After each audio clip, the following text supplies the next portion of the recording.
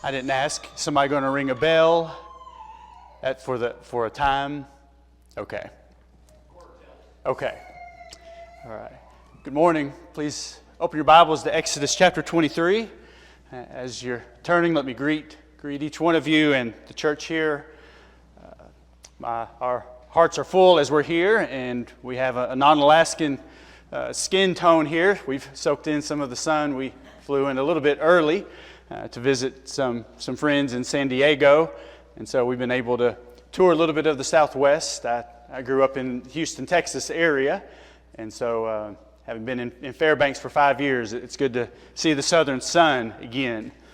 But more importantly, we are encouraged to be able to be with you. We've looked forward to this. Thank you, of course, the elders for inviting us and accommodating us in so many ways. You may not even know, I don't know if this is the usual time that you have a gospel meeting, but the elders said just work it around your January or February schedule when it's cold and dark and get down here. And so y'all have accommodated us in so many ways, and we're blessed, happy to be here and to know you better. And tonight we'll give, I think at 5 o'clock, be giving a report specifically on the work in Fairbanks, and we'll include some time there for questions. And so if there's something you've wondered about, I'll show a few pictures and give a few highlights, but want to leave some time for that. And then privately throughout this week, we are not here as tourists. We're here to work, and so if there's any way privately throughout this week I could help you or someone you know, Brendan is more than adequate, of course, and the others here. But if I could help in any way, please just ask. We are all amazed by the things that we see and that we learn that God has done. And maybe a part of our human nature is that we are most impressed by the big things. On our way here, we stopped at the Grand Canyon. That was amazing. When we read Genesis chapter 1, we see the great things that God did in the beginning when He created the heavens and the earth. And we live in a time where we can learn a little bit more maybe than people in the past could about what God did and how that continues to this day. So big things always impress us. But God also does many things, as you may have seen we're going to study. God also does many things little by little. And at first, little things maybe don't impress us as much. But then again, maybe we look at something under a microscope, and then we become impressed with the little things. And we can actually be equally as amazed with the little as we can with the big, and with the slow as we are impressed by those things that go fast. And so God has included all of those things in the nature of life, hasn't He? Some things very fast, but some things are very slow. We are maybe more impressed by the fast and by the big. This morning, though, I want us to think about and to be impressed by the work that God does little by little. Borrow that phrase from Exodus chapter 23, where God was explaining to Israel that He was going to give them the land of Canaan. And He uses these exact words. Read with me. Exodus 23, verses 28 through 31.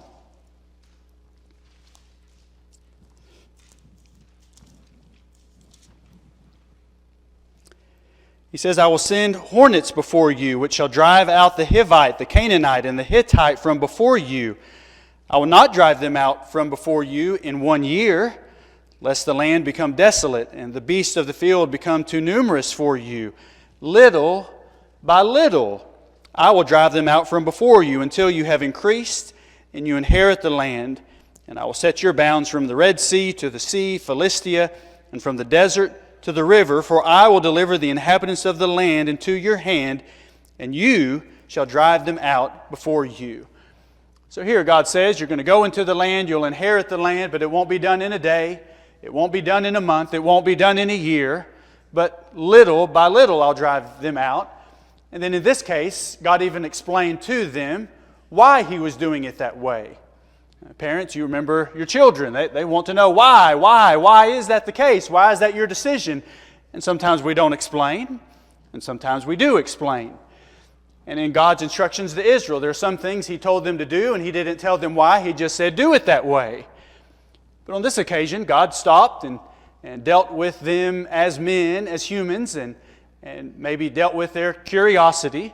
Well, God, why are you going to do it slow and little by little? And He explained, it's for your benefit. And so He talks about the beasts, and maybe there were even other reasons. So God had this idea. It was for their good that things move slowly. It was for their good. But this is really no exception to the way that God works with man and among man. Think with me about God's history. God has consistently, not always of course, but God has consistently done things little by little. Think about Genesis chapter 1, the creation. God, of course, could have created the heavens and the earth, everything above and on and beneath the earth, in a second, in a moment, in an instant. He could have done it, but He did it little by little. Now, our society and those who are wise in our society exaggerate the little by little. It took millions of years, billions of years is the claim of the wise among us. But Genesis chapter 1 describes it as evening and morning was day one. And the next day a little bit more, and the next day a little bit more. But that was only the beginning of God's work little by little. What do you know about a man named Joseph? Well, God had this plan that Joseph later realized. God planned to get Joseph to Egypt because there was going to be a famine, in order to save the people of Egypt, in order to save many other nations, and in order to preserve the family of Joseph from that famine. But how did God get Joseph to Egypt? Why, He could have just miraculously picked him up by the robe tails and dropped him in Egypt. But He did that little by little, and from Job's perspective, painfully, to get from A to B to C to the place where He could do that work. And then as the children of Israel were in Egypt, there was a man named Moses, and God had work for Moses to do. And God prepared Moses for the work he was going to do over the course of 80 years. The 40 years that he spent in Egypt, the 40 years that he spent in Midian, all of that, of course, was God's plan to prepare Moses for the work he would do in leading the hard-hearted, stubborn people of Israel. Well, in the course of those first 80 years, he met a few hard-hearted people. He met a few stubborn people. And God prepared him in the palace of Egypt and in the deserts of Midian. God was preparing him little by little. And so then God brought him back to Egypt. And God could have just in one day rescued the Israelites from the hands of the Egyptians, couldn't He? He could have sent one plague and done it all. He could have done it without any plagues. He could have even done it without any miracles. Some people think when you say God has done something, but it wasn't miraculous, that you're denying the power of God. Oh no. Actually, God is so powerful, He can do things with a miracle, or He can do the same things without a miracle. And He could do one miracle. But in this case, He did the first. And then He waited. And the second. And He waited all the way to the 10th plague. God rescued Israel from Egypt little by little. And then He took them through the wilderness. And then we would come to Exodus chapter 23.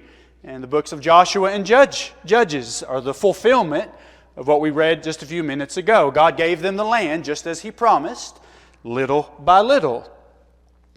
Think with me about the prophecies.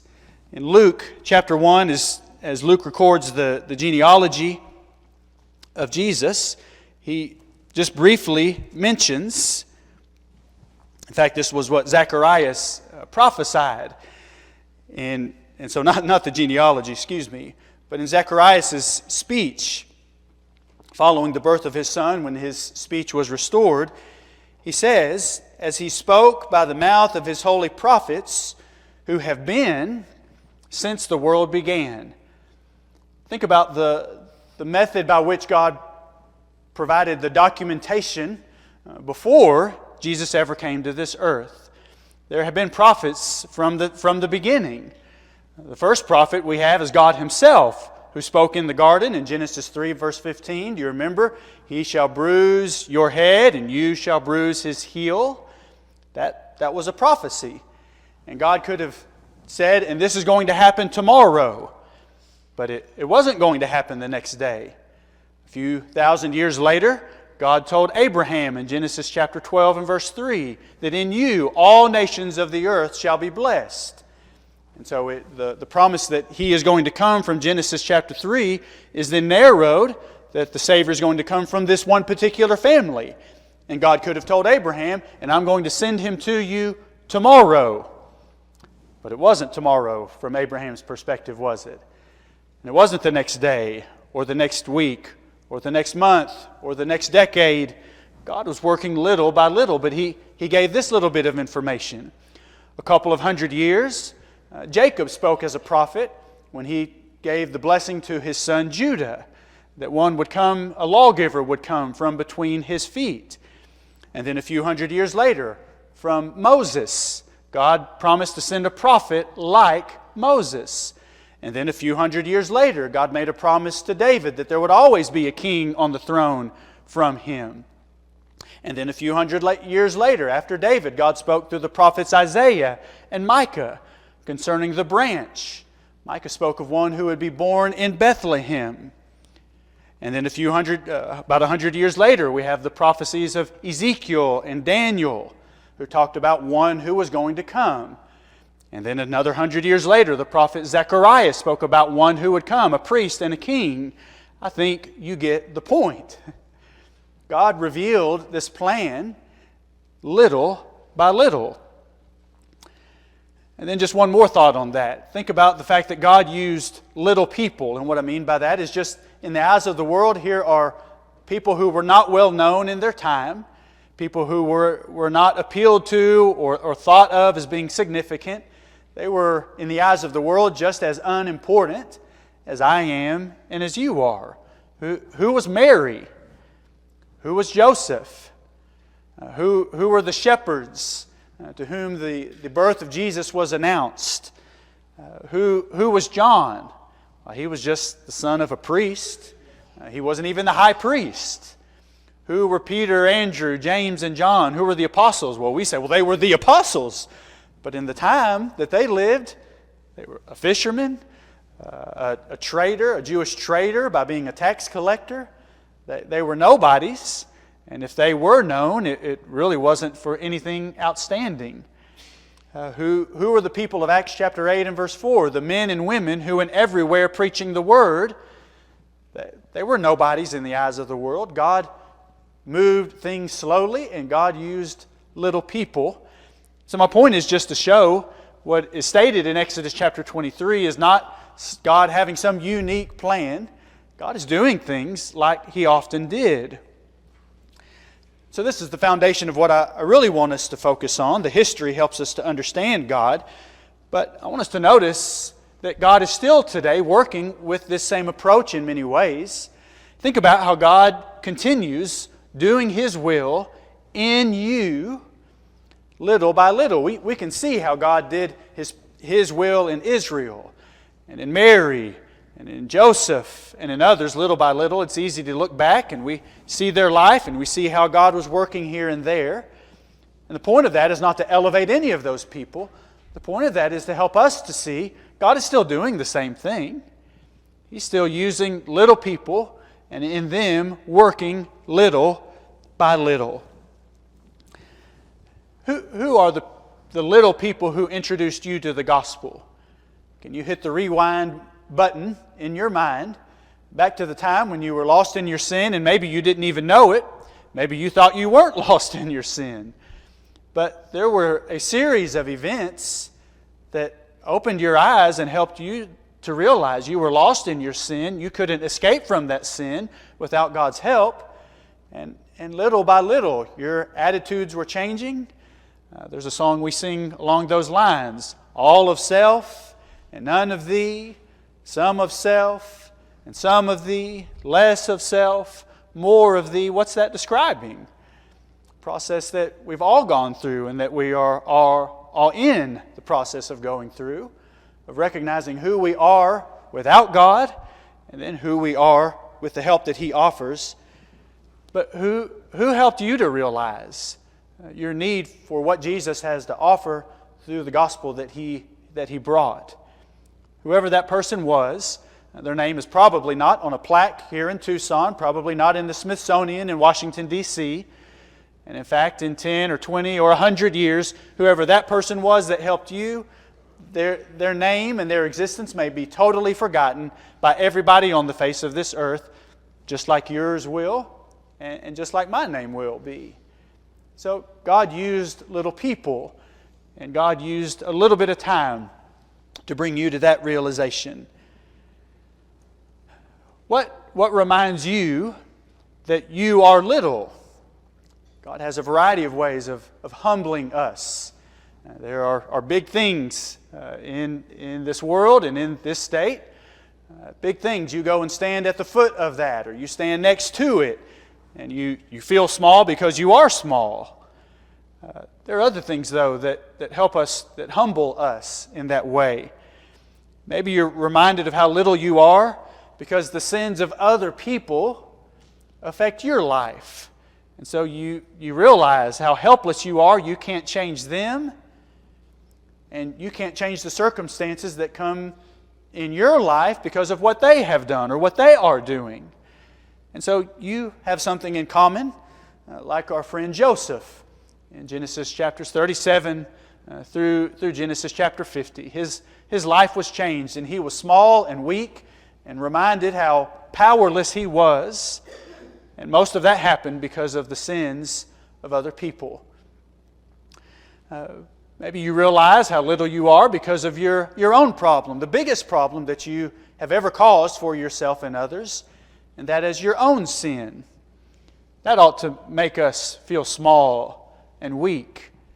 Paul reflected on his own life in 1 Timothy chapter 1 and verse 15 when he said, "I am the chiefest of sinners." Now, he wasn't going back in his mind and dragging himself through the mud. He knew that he had been forgiven. And he says so there. But he goes back in his mind to the time when he lived a life of rebellion against God, and that humbled him. And he just said, I'm the wickedest of the wicked. And it's good for us to go back to our past and not to sit there and to stay there, but just to remember where we were and remember how we got there. We need that humility. And then that grows into gratitude when we remember that God has forgiven us. So don't stay back there. But remember that. We need to be humbled. Are you ever humbled by how little you know? We certainly ought to be in many times. Do you feel like, though, I just don't know enough? And so there's not much I can do. Maybe you think there's nothing that I can do because my knowledge is so little. Well, it's supposed to be that way. Again, that's the nature of physical life. God brought all of us into this world knowing nothing. Everything we know, we have learned by watching other people, by watching their example, by listening to other people, hearing what they say and what they say implies, all of that. That's how we learn. So you're not supposed to know everything. You're supposed to know a little in physical things. And then we're born again. And so, of course, when we're born again, we know little. And that's why Peter says in 2 Peter chapter 1, well, just add to it. Add to your faith virtue. And then add to your virtue knowledge. And then once you go through all that short list, that's, of course, just a summary, then he says, go back to the beginning and then abound in those things. So if you know little, that's okay. It might be that you're supposed to know little because that's where you are in this phase of your life, in this phase of your faith. But don't stay there, but use what you have. You might know little, but if you're a Christian, then you know enough to know that God has forgiven your sins. If you know that much, can you tell that? Can you tell others what you have learned? You confessed your faith. Well, if you confessed it, you must have understood it. Could you tell someone about that? So you don't have to know much. God uses people who know little because He works in us little by little. Do you say that as a Christian? Well, I'm just not sure how to grow. I don't know what to do. I don't know who to talk to. Well, that's okay. You don't have to know. You don't have to know everything today. But if you feel little spiritually, well, ask and seek and knock. That was the way that Jesus described that. That's also sometimes a slow process. You ask and you wait and you seek and you keep looking and you knock and you have to wait before that particular door gets answered. And that's okay. But if you really want to grow and you're not sure how to grow, first I just want you to remind you that growth is going to happen little by little. So don't expect the silver bullet. Don't expect the magic potion that will produce immediate growth. But find someone who has been where you are and find someone who is where you want to be one day. And you don't have to go to them and say, well, I know nothing and you know everything. Just spend time with people like that.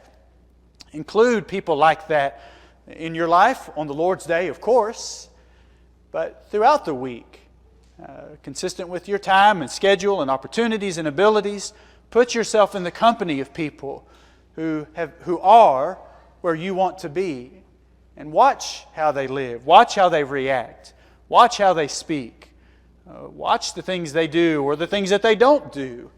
And you know what will happen? Little by little, you'll learn from them. And of course, ultimately, we're all sitting at the feet of the Master Teacher, Jesus Christ. But He's given us other people. He's given us each other to grow with, little by little. So think about how God continues using His people little by little. God also continues changing us. And He does that often, little by little. Now you could say some changes happen immediately, because when in the process of learning of God, we know that Jesus is the Christ, and we know what it means that He is the Christ and the Son of God, and that He is Lord. And when we repent of our sins knowing that and confess our faith, when we're baptized, now there is a change that happens very quickly. So not everything, of course, is little by little.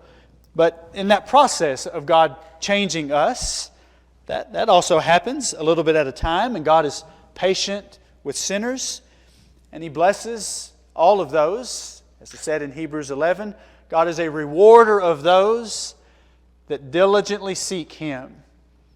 Sometimes that's a lengthy process. Again, go back in your mind, how long did it take you from the time that you really on your own initiative began to seek God? Maybe your parents were Christians, and so maybe you were in a Bible class all your life, and so it was just kind of handed to you.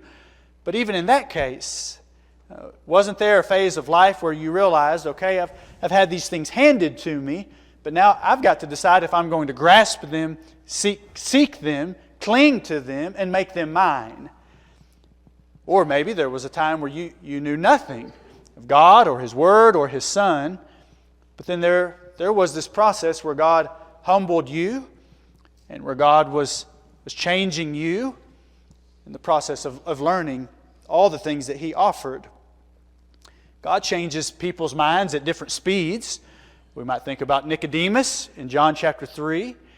He pretty quickly recognized what was true and what was right, but he did not so quickly stand in it and step out in that faith, did he? Why, it wasn't until the day that Jesus was crucified that Nicodemus was willing to step out and to stand with the one whom he knew to be the Christ. Joseph of Arimathea also had been a disciple just secretly for a time. And yet those men were different than the man from Ethiopia. It didn't take him very long, did it? Just that single chariot ride. Now he had been learning, of course, but in that chariot ride, when he was introduced to the first principles of the gospel, when Philip preached Jesus to him, why, it was just a matter of minutes, no more than hours, that he said, well, see, here's water. What hinders me to be baptized? So, of course, all of our background, we start at different places. We learn at different speeds. and we're humbled maybe in different times, in different ways. But in all of that, God is changing the lost to bring them to Himself. But then every day thereafter, God is changing His people little by little. Look at 2 Peter chapter 1. I referenced this a moment ago. But let's look at this for just a moment. 2 Peter chapter 1.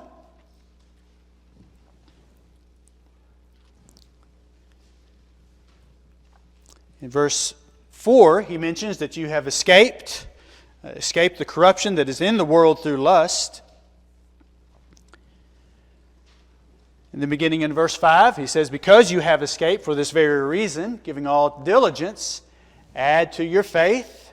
And then he goes through that list, add virtue, and then add knowledge, and then add self-control, and then add perseverance, and then add godliness, then add brotherly kindness, and then add love.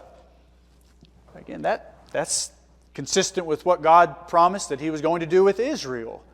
He's doing this little by little.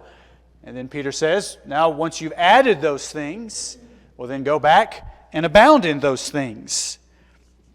Adding virtue means I once lacked virtue in some way. And so there was a time in all of our lives where in one way or another we found a way to excuse our little lies. We found a way to excuse the words we spoke that were not what we knew they ought to be.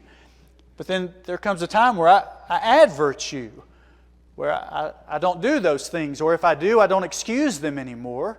I call them what they are, sin, and I repent of them, and I seek God's forgiveness, and I leave those things. I add that. Adding knowledge means that in order to know this, I have to know less about that, whatever that is. In order to add to my knowledge of these things, that means that takes away time from adding knowledge about other things. So I don't know what that might be for you, but there are things that you know less about if you are adding this kind of knowledge. We only have 24 hours in a day, and we've got to throw in a few hours of sleep and at least a few minutes of eating, so we're limited in how much we can learn and how many different things we can learn. So what kind of learning is most important to you?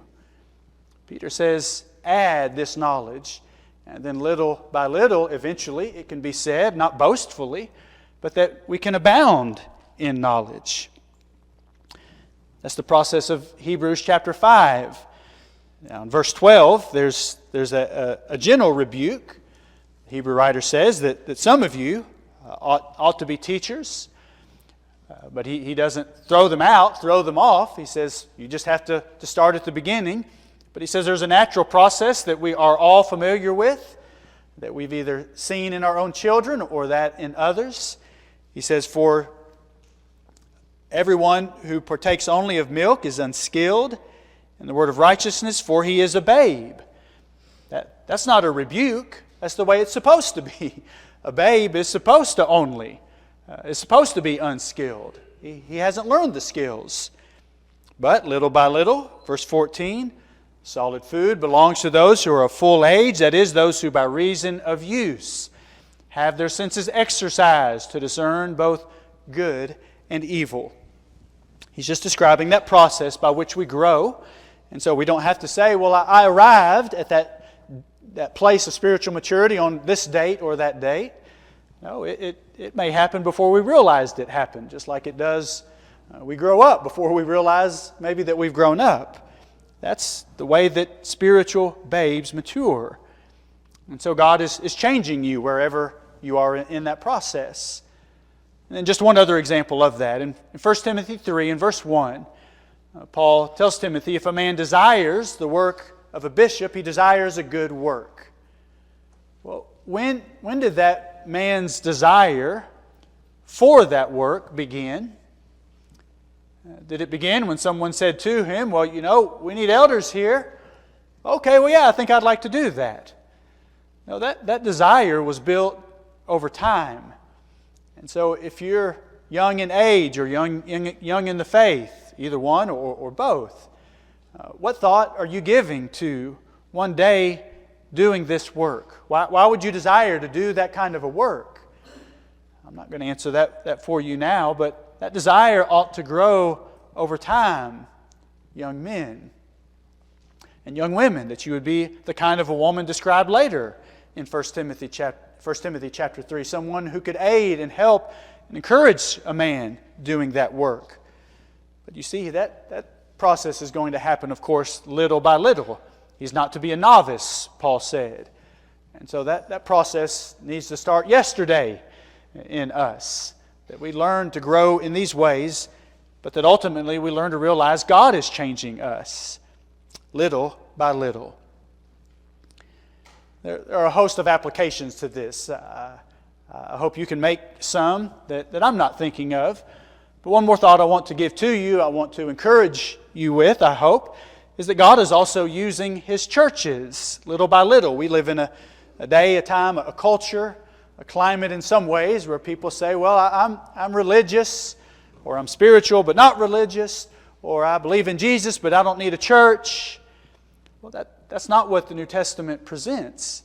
Jesus came and gave Himself for the church, that one church that He built. But then there's also this concept, this teaching in the New Testament of Christians committing to Christ and Christians committing to one another. And those are what are called the churches of Christ. Revelation chapters 2 and 3. That was a part of God's plan for His people. And what God was going to do is use those churches and their ongoing, persistent work. He was going to accomplish things little by little, sometimes that even the churches didn't realize He was accomplishing.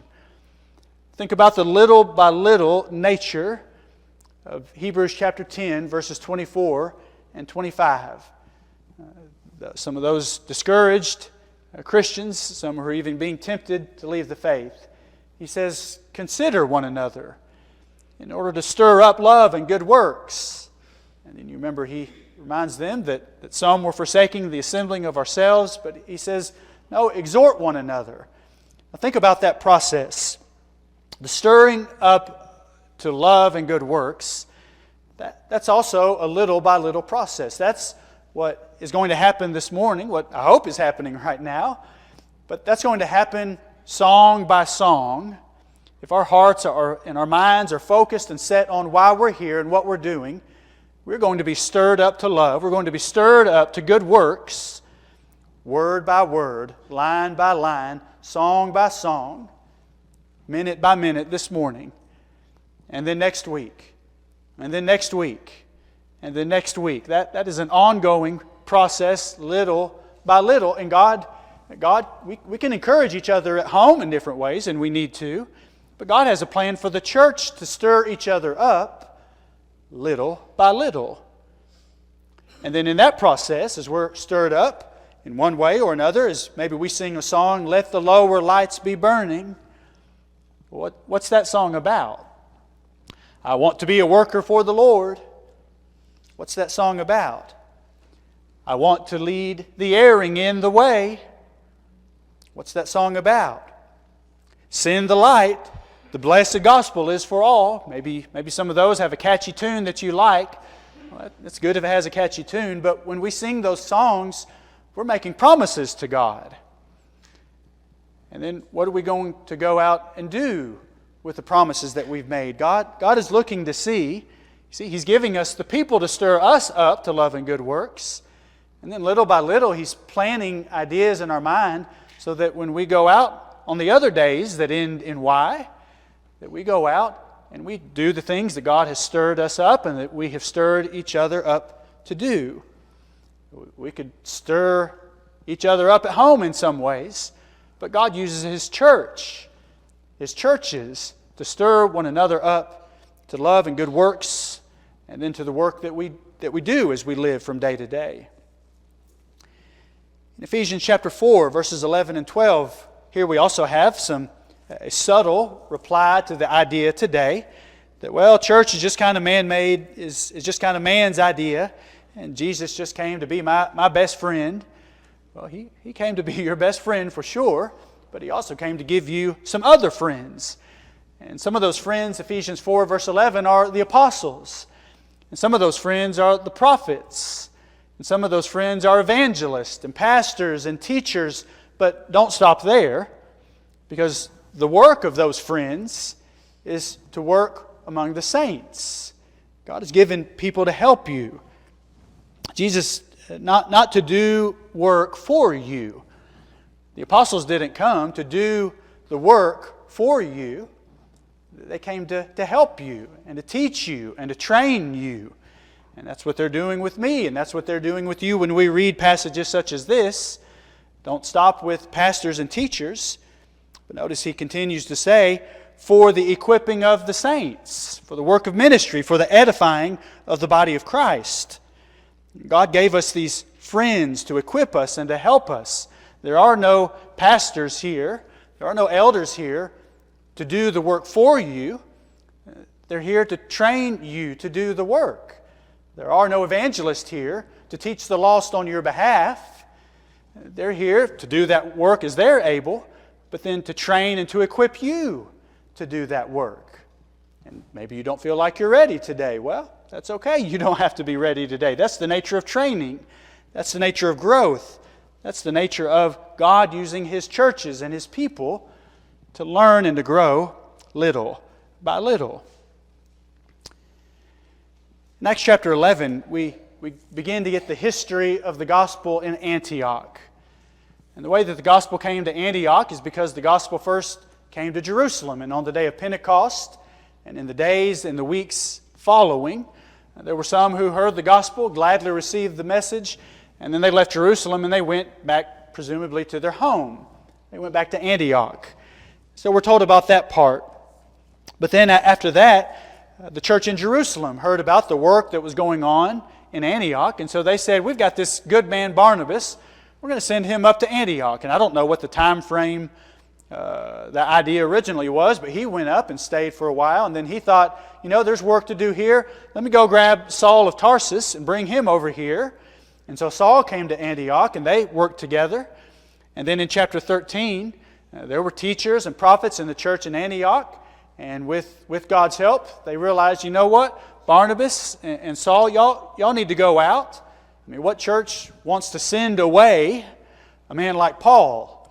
What church wants to send away a son of encouragement? But there was something in the heart and the mind of the church at Antioch that's what they did. Paul and Barnabas, we want you to go out. There's work for you to do in other places. God was using His churches to send His people out, evangelists in this case, to go out and to do that work. I'm encouraged by the little bit of work that I know of that is being done here. Efforts such as this that you make, the meetup, the Bible studies that you offer to the community in the community.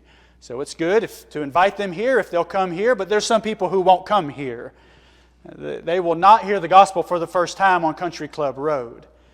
They might hear it in your kitchen or at the desk at work from you or at the Panera Bread or wherever. Those opportunities are encouraging, and they need to continue and grow. And every saint, consistent with your ability, you need to be involved in those things, and you are. Your presence here is a part of that. And what more can you do? You can answer that question, but I'm encouraged to know the work you're doing here.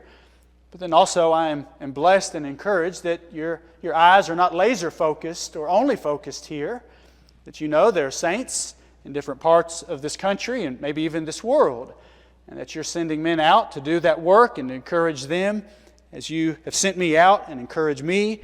You've even shared Brendan with us on a few occasions. That is the way it ought to be. That's what great world-changing things happen when you do that.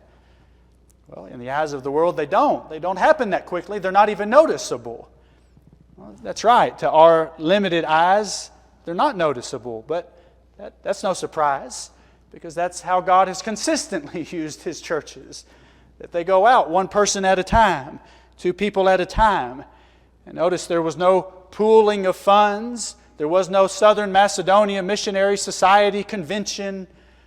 Nothing like that. Just His churches from place to place, going out one or two, a few at a time, from one place to another place, staying or going.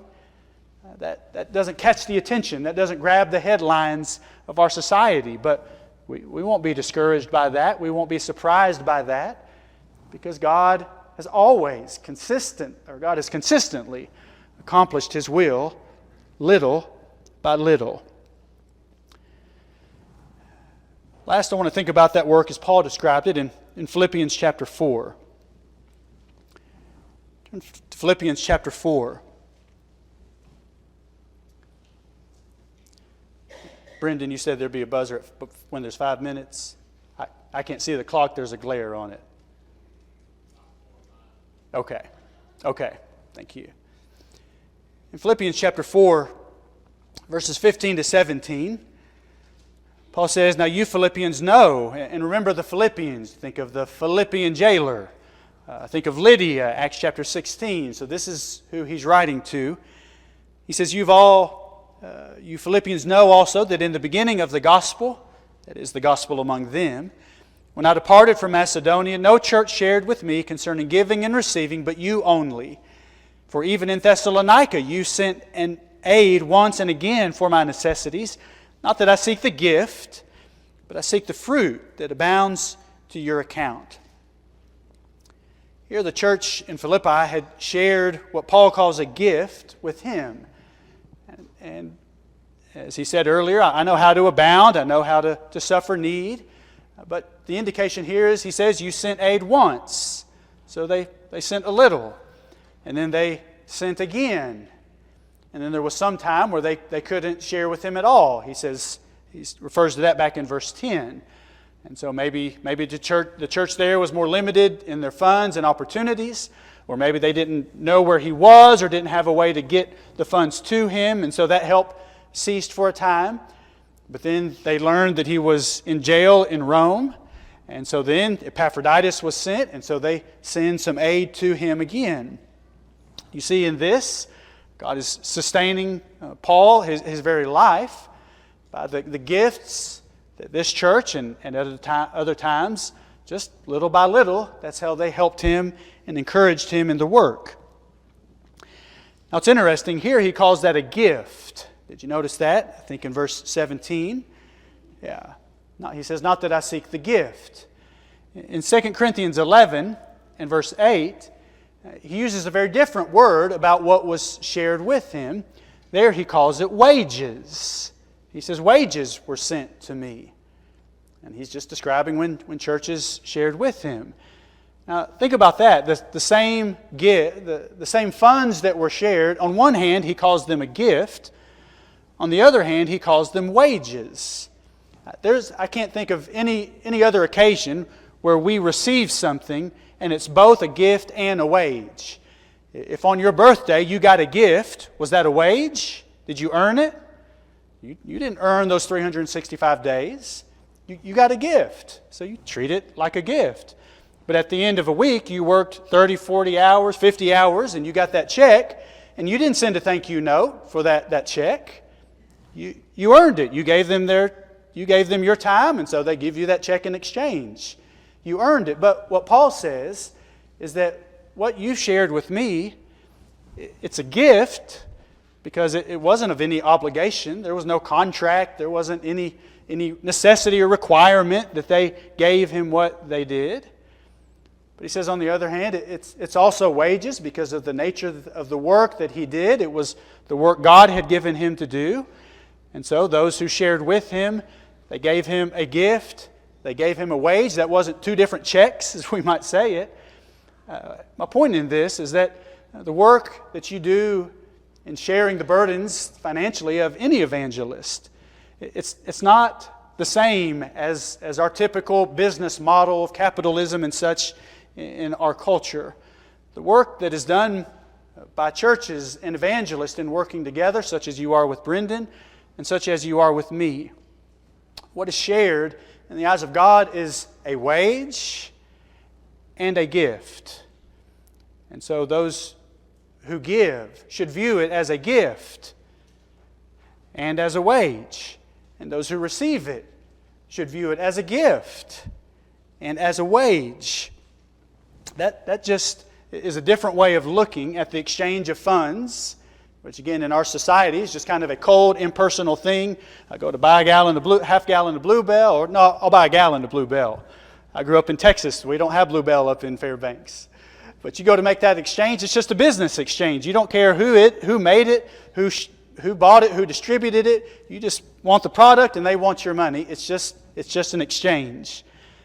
But that's not the nature of the work of the gospel and in sharing in one another's work. And what is shared, little by little, what you've shared with me over 5 years, month by month, is in the nature of the work that God has planned and that God intended. Churches were His idea. Evangelists were His idea. And so thank you for encouraging me little by little when you didn't know that it did. Thank you for encouraging my family in different ways, little by little. And I hope that our work in the next few days will accomplish exactly the same. In that way and in every way, if we will just participate in the work that God has given for each of us to do, it may not be heart-stopping. It may catch no one by surprise, and even for a while, maybe no one will notice, including ourselves. But that's okay, because we're running a race. We're going to finish the race. We're going to run with endurance. We're going to keep the faith. And we're going to spread the faith.